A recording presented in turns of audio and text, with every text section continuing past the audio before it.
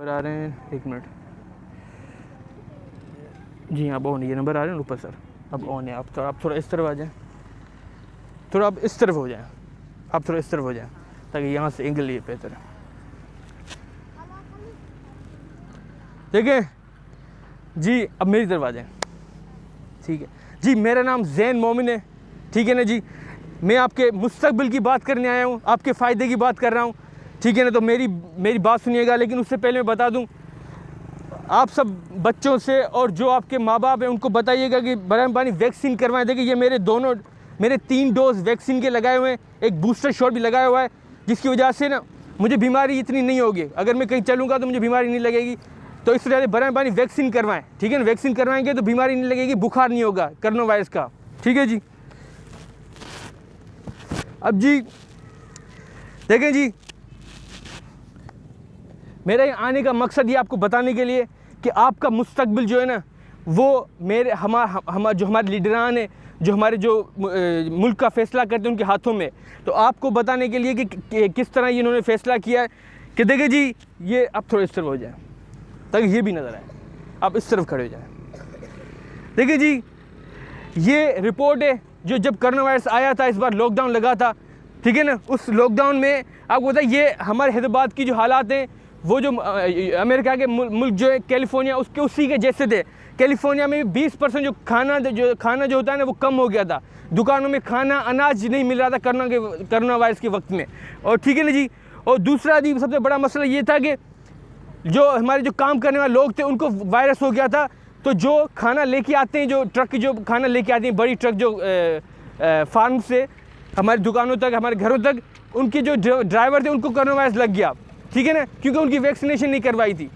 तो जिस वजह से जी हमारे खाने की और ज़्यादा कमी हो गई थी कोरोना वायरस लॉकडाउन के दौरान में। ठीक है ना जी, तो ये जी रिपोर्ट है, ये बताने का मकसद ये कि जी कोरोना वायरस जब आया था तो हमारे खाने की कमी हो गई थी। अब मेरे आने का मकसद ये बताने के कि हम किस तरह अपने खाने को सिक्योर कर सकते हैं। ठीक है ना जी, मेरा एक लेक्चर है यूट्यूब पे, उसको कहते हैं एग्रीकल्चर 101, वो भी देख लीजिएगा ताकि आपको और ज़्यादा बेहतर समझ में आएगा। आगे चलते हैं। देखिए जी, ये हमारे मुल्क की हिस्ट्री है। ठीक है ना जी, कि किस तरह जी हमारे जो लीडरान आए थे, चाहे वो आर्मी से हो, आर्मी का जनरल हो, या डेमोक्रेटिक एक पॉलिटिशियन हो, या कोई और लीडरान हो, उन दोनों ने जी मुल्क का कोई फ़ायदा नहीं किया, मुल्क के बेहतरी के लिए कोई फैसले नहीं किए, जिसकी वजह से जी हमारे मुल्क की जी हमारे किसानों की हालात हैं कि जी उनको कोई पूछता नहीं है, उनके वो गुर्बत उनमें बढ़ती जा रही है, हमारा मुल्क पीछे जा रहा है। ठीक है ना, एग्रीकल्चर में खासकर किसानों का जो हालत देखिए, वो और गरीब होते जा रहे हैं, हमारे खाने की इनसिक्योरिटी और बढ़ती जा रही है। वो क्यों?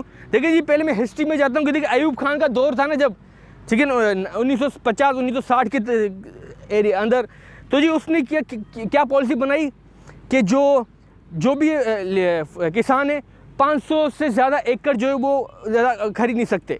तो उसने क्या बड़े जो फार्मर्स उनको टारगेट किया। ठीक है ना, तो उससे नुकसान ये हुआ कि हमारे जो फूड जो आउटकम है वो और कम हो गए।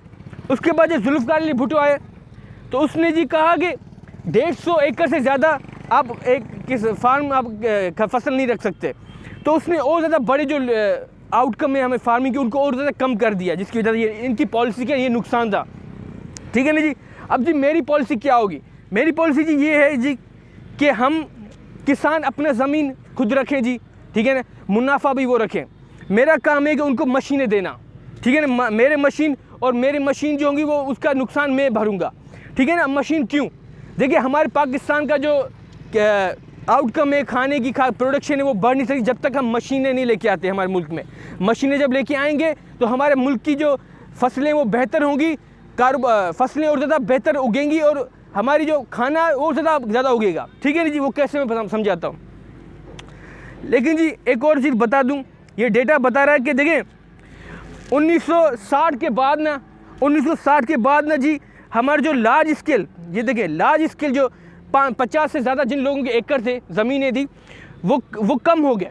उसका मतलब ये कि लार्ज स्केल जो फार्मर्स है वो कम होते जा रहे हैं, उन्होंने अपना ज़मीनें बेच रहे हैं, क्योंकि उनको एक तो पानी नहीं मिल रहा, फसलें नहीं हो रही, और गवर्नमेंट की सपोर्ट ना होने की वजह से उनको वो अपनी ज़मीनें बेच रहे हैं, वो किसी और कारोबार में जा रहे हैं। और उसका नुकसान ये है कि जी हमारा खाना जो है ना, उसकी प्रोडक्शन कम हो रही है, और जब खाने की प्रोडक्शन कम होगी, जो मुश्किल ये वक्त में खाना हमारे शहरों में नहीं होगा, कहीं किसी जगह पे खाना नहीं होगा। ठीक है ना जी। तो ये रिपोर्ट ये बता रही है, ठीक है ना, ये रिपोर्ट जी साइंस और टेक्नोलॉजी की रिपोर्ट है जी, जो लाहौर की इंस्टीट्यूट है। अब जी देखिए क्यों हम मशीनें ज़रूरी हैं, क्यों हमारे मुल्क में मशीनें आनी चाहिए, ताकि हमारे ना सिर्फ हमारे एग्रीकल्चर हमारा फूड बढ़ेगा प्रोडक्शन, बल्कि जी हमारे जो लोग हैं, आपको पता है जो गांव गोट में लोग हैं ना, वहाँ पे सिस्टम ये बना हुआ है कि वहाँ पे जो एक ज़मींदार है वो इर्द गिर्द सारे गांव के लोग होते हैं ना, उसको अपने कंट्रोल में रख के बैठता है, क्योंकि उसको वो जो गांव गोट के लोग होते हैं वो उसकी फसल को बीज देते हैं, स्प्रे करते हैं वो और काटते हैं, ठीक है ना। तो उसको वो उसको कंट्रोल करके रखता है, ताकि उसके जो वर्कर हैं उसको गांव के लोगों को वो वर्कर समझता है, क्योंकि उसकी फसल को वो उगाते हैं, वो बनाते हैं, तो उसको वो गांव गोट को कंट्रोल करता है। तो उसका नुकसान सबसे बड़ा ये होता है कि वो कभी भी ये नहीं चाहेगा कि उनके गांव गोट के लोग हैं वो पढ़ें या उनको पढ़े लिखे, क्योंकि अगर पढ़े लिखेंगे तो वो शहर में चले जाएंगे, उनका जो वर्कर कम हो जाएंगे, उसको फसल उगाने के लिए कोई बंदा नहीं बचेगा। तो उससे ज़्यादा वो क्या करते हैं कि ना वो उसके वहाँ के लोगों को ना खास कर वो टारगेट करते हैं कि उसको तालीम ना मिले, उसको लोगों को बर्बाद कर देते हैं, ठीक है नहीं, अस्पतालों को बर्बाद कर देते हैं, और ठीक है ना जो अदालतों को वहाँ बनने नहीं देते, ठीक है, ताकि इंसाफ लोगों को ह्यूमन राइट ना मिले। अगर इंसाफ मिलेगा तो लोग अपनी ज़िंदगी बेहतर करने के लिए आवाज़ उठाएंगे, और फिर वो वहाँ पे काम करने के लिए कोई नहीं होगा। तो इससे ज़्यादा ये ज़मींदार क्या करते हैं कि आपके सारे हुकूक जो होते हैं ना गाँव गोठों के, वो छीन लेते हैं। सबसे बड़ा जी वो जुल्म ये करते हैं कि देखिए वो ना इवन हमारे जो बच्चियाँ होती है, बच्चे होते हैं, उनका रेप हो जाता है। ये ज़मींदार क्या कहते हैं, रेप करके फिर उनको कोई डर नहीं होता, अल्लाह का डर नहीं होता, पुलिस का डर नहीं होता, क्योंकि देखिए ज़मींदार का दूसरा प्लानिंग ये होती है, उनके जो बच्चे होते हैं SHO SP ये ज़मींदार का बच्चा होता है, ठीक है ना, वो बड़ा जज होता है, वो भी ज़मीन का एक बच्चा वो जज बना देता है, दूसरा बच्चा वो पॉलिटिशियन बना देता है, तीसरा बच्चा वो मीडिया में रख देता है, ताकि वो पूरा कंट्रोल कर सके उस सारे एरिया में, ताकि लोगों को कंट्रोल कर सके। उसका एक मकसद होता है कि हमारी जो ज़मीन है उसको वो उसकी जो लोग हैं उसको काम करने वाले वो ना जाएं, क्योंकि ज़मीन पे ही वो किसान ज़मींदार डिपेंड करता है।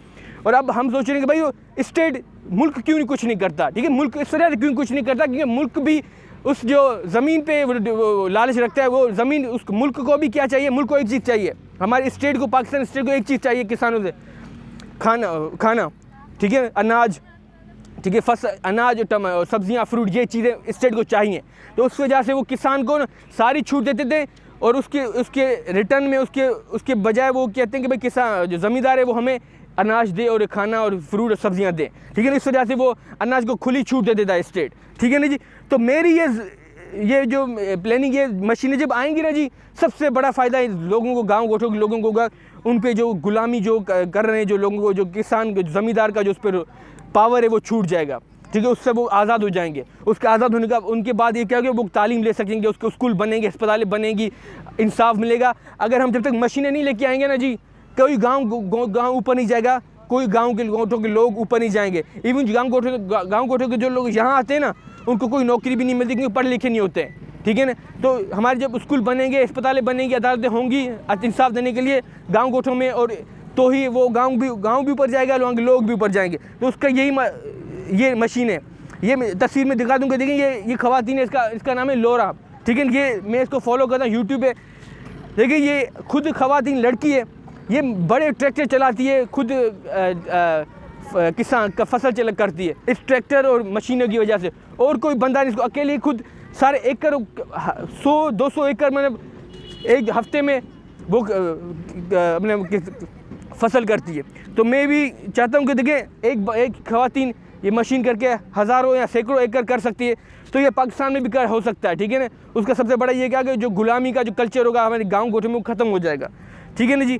तो जी हाँ, अब आगे चलते हैं। देखिए जी मेरी प्लानिंग ये होगी कि देखिए अभी जो हमारे फूड सप्लाई, अभी जो खाने का सिस्टम ये कि देखिए फसल उगाता है, वहाँ पे जो गाड़ी लेके जाती है, ठीक है ना, फिर फैक्ट्री में जाता है या मिलों में जाता है, फिर वहाँ से होलसेल गोदामों में जाता है, फिर हमारी दुकानों में आता है, फिर हमारे लोगों को वो खाना मिलता है, घरों में आता है, ठीक है ना। अब मेरा जो एक्स कॉरपोरेशन होगी ना, वो ये करेगी जो डायरेक्ट जी ज़मीन से ना जो हमारी फसल होगी डायरेक्ट आपके घरों के अंदर आएगी। उसके बीच में जो चीज़ें होती हैं ना, जैसे ये मैन्युफैक्चर हो गया, होलसेल हो गया, रिटेल हो गया, उसको ख़त्म कर देगी। इसका फ़ायदा ये होगा कि जो टैक्स लेते हैं ना, यहाँ पे जो टैक्स लेते हैं, यहाँ पे खर्चे होते हैं, तो वो खर्चे बन गया, हमारी कीमतें खानों की हो ज़्यादा बढ़ जाती है। तो अगर मिडिल मैन, इनको हम कहते हैं मिडिल मैन, मेरी कॉर्पोरेशन मिडिल मैन को ख़त्म कर देगी। तो उसका ये फ़ायदा होगा कि अब खाने का कीमत बहुत ज़्यादा कम हो जाएगी, ठीक है ना जी। और ख़ासकर आपको मालूम है ये हमारे प्राइम मिनिस्टर हैं इमरान खान, ठीक है ना, अगर जानते होंगे तो, ठीक है। अभी एक हफ़्ता पहले बलूचिस्तान की विज़िट की इन्होंने, और इन्होंने यही कहा कि देखिए खाने की जो महंगाई बढ़ रही है पाकिस्तान में, उसका ये वजह है कि पेट्रोल ऑयल उसकी कीमतें बढ़े क्योंकि हम बाहर से मंगवाते हैं, ठीक है ना। सही बात की इन्होंने, ठीक है। अब मेरी जो कंपनी होगी ना, वो जी जो ट्रक जो चलेंगी ना, वो फ्यूल सेल पे चलेगी, हाइड्रोजन गैस होता है उस पर चलेंगी, पानी पे चलेंगी। हमारे पानी हर जगह है, ठीक है ना। और ये मैं लेक्चर अपने पहले भी यूट्यूब पे देखते हूँ किस तरह हम हाइड्रोजन फ्यूल से गाड़ियाँ चला सकते हैं। और दुनिया में ये ट्रैक्टर भी चला रहे हैं, ट्रक भी हाइड्रोजन फ्यूल से चला रहे हैं, ठीक है ना जी। तो मेरी कंपनी हाइड्रोजन फ्यूल से ट्रैक्टर चलाएगी। पानी से जब ट्रैक्टर चलेंगे तो हमें बाहर से ऑयल इंपोर्ट नहीं करना पड़ेगा, तो वो ऑयल का जो खर्चा होगा वो और ज़्यादा हमें कम हो जाएगा, कीमतें खाने की और ज़्यादा कम हो जाएंगी, और हमारी फूड सप्लाई की सिक्योरिटी और बढ़ जाएगी, मतलब खाना सस्ता हमें और ज़्यादा सस्ता मिलेगा, ठीक है ना जी। अब जी ये देखें, अब सिर्फ मिसाल दे दूँ किस तरह मशीनें हमारे खाने को हमारी फसल को बेहतर कर सकती है। अब देखिए ये मशीन, ये हमारे जो गाँव गोट में जो लोग होते हैं ना, वो हाथ से खुद स्प्रे करते हैं, ठीक है, फसल को, उसको नुकसान नहीं होता। अब तो सिर्फ मिसाल दूँ 3 एकड़ जो होते हैं ना, 1 घंटे में सिर्फ 3 एकड़ को वो स्प्रे कर सकता है एक बंदा, जिसके वो हाथ में हैंड पंप होता है। लेकिन अगर हम मशीन से स्प्रे करें ना, तो 53 एकड़ 1 घंटे में कर सकते हैं, मतलब 50 एकड़ ज़्यादा 1 घंटे में ये मशीन कर सकती है स्प्रे। इतना मतलब हम जल्दी हम फसल उगा सकते हैं, और फसल को स्प्रे करेंगे जल्दी, तो उसको जो आपको पता है जो कीड़े होते हैं ना, वो 1 दिन में पूरी फसल को खा जाते हैं। तो अगर जितना जल्दी हम स्प्रे करेंगे ना, तो उतना हम बेहतर फसल भी होगी और कीड़ा भी नहीं लगेगा, ठीक है ना। तो इससे ज़्यादा बेहतर मशीन है। और दूसरी मिसाल आपको पता है, एक मशीन है जो ऑटोमेटिक खुद ब खुद काम करती है, आपको कोई बंदा नहीं चाहिए, वो खुद ब खुद फसल को जो स्प्रे कर देती है, उसका ये मशीन है, ठीक है। तो इसका ये फ़ायदा है कि ये बहुत ही ज़्यादा बेहतरीन है, एफिशिएंट है। दूसरा जी मिसाल, आप बोले 5 जो एकड़ होते हैं ना, ये फार्मिंग की मिसाल दे रहा हूँ। हमारे अभी क्या हो रहा है मुल्क के सिस्टम में, 5 एकड़ के लिए जी ये क्या करते हैं, ख़वातीन होते हैं, मर्द होते हैं, 300-400 जो सिर्फ होते हैं ना, 300-400 लोग होते हैं, वो 1 एकड़ में जाते हैं, उसको फसल निकालते हैं, फिर उसको जी थ्रेशिंग करते हैं, ठीक है ना। ये भी 1-2 दिन लगते हैं इसमें, फिर उसको गाड़ियों में भरते हैं लोग, ठीक है ना। इसमें हद से ज़्यादा लेबर होता है, हद से ज़्यादा लोग इस्तेमाल होते हैं, हद से ज़्यादा टाइम वेस्ट होता है, ठीक है ना। ये इस प्रोसेस में मैं समझता हूँ 1 महीना लग जाता है, 1-2-3 महीने लग जाते हैं। दूसरी जगह अगर हम ये मशीन लेके आए, ठीक है ना जी, ये मशीन आपको पता है एक मशीन है, उसमें ये काटती भी है, ठीक है, उसको अलग भी थ्रेशिंग करती है, और फिर उसको कंटेनर में लोड भी कर देती है, ठीक है ना। सारा काम एक ही मशीन कर रही है, ठीक है ना। उसका फ़ायदा ये होगा कि जो ये वर्कर हैं, वो 1 दिन में मिसाल के तौर पर अगर 1 एकड़ निकालते हैं, तो ये देखें जी 5 मिनट में 5 एकड़ को ये फसल को ये हार्वेस्ट कर सकता है, उसकी फसल को ये काट सकता है 5 मिनट में 5 एकड़। बहुत ही एफिशिएंट है जी, अगर पाकिस्तान में ये मशीन आ गई तो। अब जी ये दूसरी मिसाल, अब ये जी मिसाल किस चीज़ की है, ये इस चीज़ की है। देखिए जी ये हमारा ट्रैक्टर है, ठीक है ना जी, ठीक है, ये ट्रैक्टर है, ठीक है ना। अब हम इसको कैसे चलाएंगे, इसको कहते हैं VR, ठीक है, वर्चुअल रियलिटी, कि हम दूर बैठे, अगर मेरा ट्रैक्टर उस जगह पे, तो मैं यहाँ बैठा हूँ ना, तो यहाँ से मैं वो ट्रैक्टर चला सकता हूँ। जैसे रिमोट गाड़ियाँ होती हैं ना, उस तरह मैं ट्रैक्टर चला सकता हूँ। और सारा मिसाल के तौर पर ये मेरा मोबाइल फ़ोन है, ठीक है ना, तो इसमें ना सारी डेटा होगा कि भाई पेट्रोल कम तो नहीं हो गया, इंजन ऑयल कम तो नहीं हो गया, या बैटरी कम तो नहीं होगी, और कितनी फसल हमने अभी तक निकाल लिए, काट लिए, सारा डेटा इस मोबाइल में होगा, ठीक है ना जी। और फिर मैं इसको कंट्रोल भी कर सकता हूँ। कैसे कंट्रोल करूँगा, इस तरह, ठीक है। ये इसको कहते हैं वर्चुअल रियलिटी, ठीक है, VR एक बॉक्स होता है, इसको मैं लगाऊंगा, ठीक है ना जी, और मैं मोबाइल इसको यहाँ में मोबाइल रखूँगा, ठीक है ना जी। तो यहाँ से ना मैं ट्रैक्टर को ना कहीं भी ऑपरेट कर सकता हूँ, ठीक है। अगर ये मिसाल की ट्रैक्टर है, तो मेरे सारे रिकॉर्ड यहाँ पे होगा, हैंडल वगैरह सारा यहाँ पे होगा, ठीक है ना। तो मैं ट्रैक्टर अगर कहीं दूर होगा, कहीं उस जगह, तो मैं यहाँ से ट्रैक्टर को चला रहा हूँगा। जिस तरह ये एक गेम है, उसी तरह मैं समझे गेम खेल रहा हूँ, ठीक है ना जी। मैं ट्रैक्टर को चला रहा हूँ यहाँ से, लेकिन ट्रैक्टर कहीं और होगा, शायद किसी और शहर में, किसी और मुल्क में चल रहा होगा, लेकिन मैं ट्रैक्टर को यहाँ से चला रहा हूँ। तो वर्चुअल रियलिटी का ये फ़ायदा है, ठीक है ना जी, बहुत ज़्यादा फ़ायदा है अगर हम इससे अपने गाड़ियों को और मशीनों को चलाएँ, ठीक है। और इससे ये क्या होगा, लेबर की ज़रूरत और कम हो जाएगी। तो जो हमारे गांव गोठों में जो लोग गुलामी जो लोग कर रहे हैं, जो ज़मींदारों की, मैं सीधी बात करूंगा, वो और कम हो जाएगी, ठीक है ना जी। अब इंटरनेशनल मार्केट में मसला क्या है, आपको पता है, इंटरनेशनल में जो बड़े बिजनेसेस हैं ना, वो जी CEO होते हैं, जो भी मैनेजर होते हैं, वो जी या तो खासकर जो बिजनेसेस होते हैं वो ऐसे बिजनेस हैं जो प्राइमरी नहीं है, टर्चरी बिजनेस है, मतलब सर्विस बिजनेस जो होते हैं ना वो ज़्यादा पैसे कमा रहे हैं। हमारे किसान बेचारों को ना पैसे नहीं मिल रहे हैं इतने जितने मिलने चाहिए, ठीक है ना। आपको पता है ये लोग इतने कमा रहे हैं, ठीक है ना, जो सर्विस बिजनेस में, लेकिन इनकी जो अगर ये बंद भी हो जाए ना, इंसान को कोई नुकसान नहीं होगा इन चीज़ों का। लेकिन किसान अगर बंद हो जाए, वो अगर 1 महीना 1 साल काम ना करे ना, पूरा हम सारी इंसानियत मर जाएगी, क्योंकि खाना नहीं मिलेगा। लेकिन अफसोस है हमारे जो इंटरनेशनली जो हमारी मीडिया है, हमारे जो पॉलिटिशियन है, हमारे जो कानून साज हैं, वो ना हमारे किसानों को इज़्ज़त नहीं करते, उनको पैसे नहीं देते कि वो इज़्ज़त से अपनी जी सके और मशीनें ले सकें। इतने पैसे भी नहीं होते कि वो मशीनें ले सकें।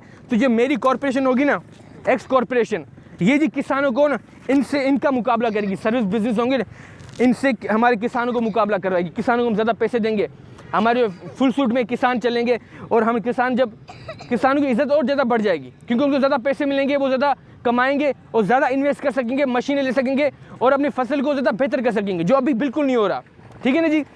तो लेकिन ये मशीन जो है ना, वो हमारे किसानों को और ऊपर लेके आएगी, ज़्यादा पैसे देगी और ज़्यादा तालीम भी देगी और एफिशिएंट बनाएगी हमारे खाने को, और ख़ासकर किसानों को भी एक इज़्ज़त वाली ज़िंदगी देगी, और दुनिया भर में किसानों का नाम होगा। जिस तरह ना इनका नाम हो रहा है ना, जैसे मतलब मिसाल दो, मार्क ज़करबर्ग फेसबुक का CEO है, अमेज़ॉन का CEO है, ऑनर है जो जेफ बेजोस, इनकी जिस तरह इज़्ज़त है ना, उस तरह हमारे किसानों की इज़्ज़त होगी, ठीक है ना, जो अभी बिल्कुल नहीं है।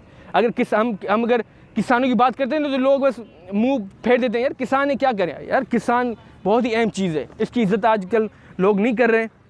तो जी ये मेरी आज बताने का मकसद यही है कि देखें, ये मेरी कॉरपोरेशन होगी, ठीक है, इसका यही फ़ायदा होगा। ये समरी है कि देखें, पहले मैं बताऊं कि देखिए स्टेट, मैंने पहले बताया कि स्टेट को सिर्फ आउटकम चाहिए, स्टेट को सिर्फ क्या कहते हैं, सब्जियां फ्रूट चाहिए, ठीक है। उसको ज़मीन से कोई ताल्लुक नहीं, फसल से कोई ताल्लुक नहीं, किसान से कोई ताल्लुक नहीं, वहाँ पे जो लोग हैं गाँव गोट के, उनके कोई ताल्लुक नहीं होता स्टेट से। स्टेट का सिर्फ ताल्लुक होता है हमें फरहमी चाहिए, चीज़ों की फरहमी दे। किसान जो होंगे ना, उनको ऑनरशिप होगी, उसकी ज़मीन में नहीं लूँगा, उनको मुनाफा दूंगा। तो ये हमारे जो खासकर ज़मींदार हैं वो डरते हैं कि यार हमारी ज़मीन चली जाएगी, उनको कोई डरने की ज़रूरत नहीं होगी।